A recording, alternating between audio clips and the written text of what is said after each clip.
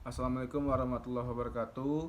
Perkenalkan, nama saya Muhammad Fatur Alfredo, NIM C1B019072, dengan mata kuliah Manajemen Keuangan, materi Manajemen Modal Kerja, dosen pengampu Dr. Haji Tona Aurora Lubis, SEMM. Yang pertama, pengertian modal kerja. Menurut Gitman tahun 2001 menjelaskan bahwa modal kerja adalah jumlah harta lancar yang merupakan bagian dari investasi yang bersirkulasi dari satu bentuk ke bentuk yang lain dalam kegiatan bisnis. Menurut Weston dan Brigham, tahun 1986 menjelaskan bahwa manajemen modal kerja adalah investasi perusahaan dalam jangka pendek seperti kas, surat-surat berharga atau efek, piutang, dan persediaan. Pengertian modal kerja adalah jumlah kekayaan atau aktiva lancar seperti kas atau uang tunai di peti kas dan di bank, piutang usaha dan persediaan bahan baku, bahan pembantu dan barang jadi, ditambah kewajiban atau pasifa lancar seperti hutang usaha dan pinjaman jangka pendek. Selanjutnya ada konsep modal kerja menurut Bambang Rianto tahun 1995. Yang pertama ada konsep kuantitatif.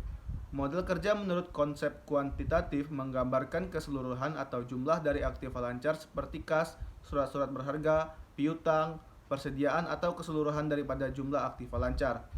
Yang kedua ada konsep kualitatif. Menurut konsep kualitatif, model kerja merupakan selisih antara aktiva lancar dengan utang lancar. Berdasarkan konsep ini, model kerja ini merupakan sebagian dari aktiva lancar yang benar-benar dapat digunakan untuk membiayai operasi perusahaan tanpa menunggu likuiditasnya. Konsep ini biasa disebut dengan model kerja neto atau net working capital.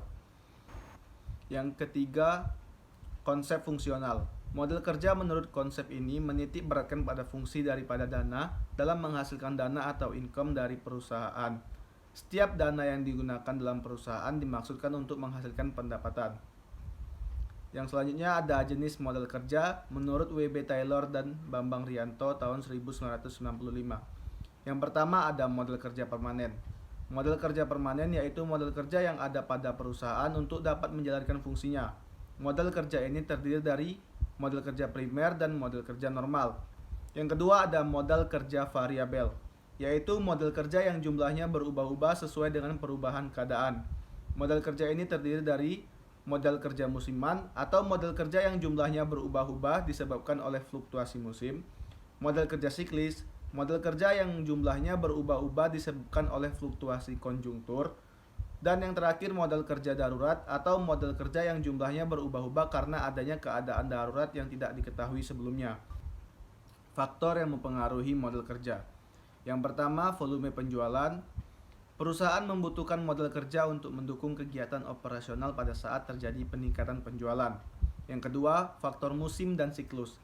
Fluktuasi dalam penjualan yang disebabkan oleh faktor musim dan siklus akan mempengaruhi kebutuhan akan model kerja. Yang ketiga, ada perubahan dalam teknologi. Jika terjadi pengembangan teknologi, maka akan berhubungan dengan proses produksi dan akan membawa dampak terhadap kebutuhan akan model kerja. Yang keempat ada kebijakan perusahaan. Kebijakan yang diterapkan oleh perusahaan juga akan membawa dampak terhadap kebutuhan model kerja. Selanjutnya, kebijakan model kerja. Kebijakan model kerja dihubungkan dengan jangka waktu pinjaman dan tingkat bunga. Makin panjang umur pinjaman, makin tinggi tingkat bunganya. Pinjaman jangka panjang untuk model kerja, pihak yang meminjam harus membayar bunga yang lebih besar daripada pinjaman jangka pendek. Karena masa mendatang adalah penuh ketidakpastian, sehingga pihak yang memberi pinjaman memperhitungkan risiko ketidakpastian tersebut. Model kerja yang dipenuhi dengan pinjaman jangka panjang memiliki tingkat likuiditas tinggi. Risiko kegagalan memenuhi kewajiban-kewajiban yang jatuh tempo kecil. Pada umumnya, perusahaan menggunakan pinjaman jangka panjang untuk memenuhi kebutuhan model kerjanya. Dan perusahaan yang demikian disebut menganut kebijakan model kerja yang konservatif. Perusahaan pada umumnya memiliki 3 jenis kebijakan model kerja, yaitu kebijakan yang agresif atau model kerja yang dipenuhi dengan seluruhnya dengan utang jangka pendek. Yang kedua, kebijakan yang moderat, yaitu model kerja dipenuhi 50% dengan utang jangka pendek dan 50% dipenuhi dengan utang jangka panjang. Yang ketiga, kebijakan yang konservatif, yaitu seluruh model kerja dipenuhi dengan utang jangka panjang.